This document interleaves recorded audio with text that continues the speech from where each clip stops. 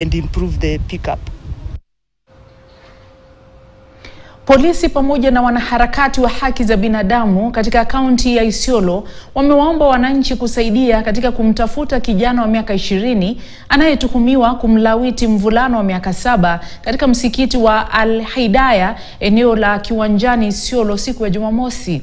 Mtuhumiwa huyo alitoroka baada ya kupata taarifa kuwa polisi walikuwa wakimtafuta. Kaimu kamanda wa polisi wa kaunti ya Isiolo Pius Mbithi amethibitisha tukio hilo na kusema kuwa tayari wamemkamata Faisal Adan Mohamed mwenye umri wa miaka 21 ambaye ni mshukiwa wa pili na mshirika wa mtuhumiwa mkuu anayejulikana kwa jina Abdullahi Abdi ambaye bado anasakwa na polisi. Tukio hilo ni la pili la aina hiyo kutokea katika msikiti huo mwaka mmoja. Kiwanjani katika msikiti ya Hidayah. Na kenye imetufanya tuweze kuja kufuatilia ni kwa sababu kuna kesi kama hiyo imewahi fanyika the same place. Gender desk waliweza kuelezewa na yule mama yuko kwa gender desk askari aliweza kufuatilia kesi, akaenda mpaka hospitali na mtoto akajaza P3 na akajaza kila kitu.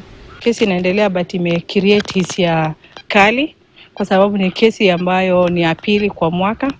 Kwa sababu ilitendeka the same case mwezi wa pili kulingana na ile obi tumeona. Justice delay is justice denied.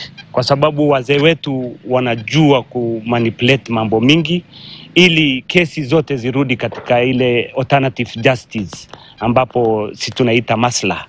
Hatutaki kesi ya kudefine mtoto wa umri hiyo irudi katika hiyo alternative justice resolution. Polisi walichukua hiyo ripoti wakaweka kwa OB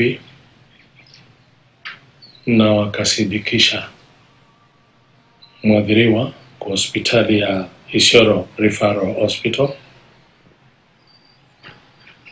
He was examined by doctors na doctors wakasema wakujie ripoti kesho yake. Wakazi wa kaunti ya Lamu wamehimizwa kufuatilia kwa ukaribu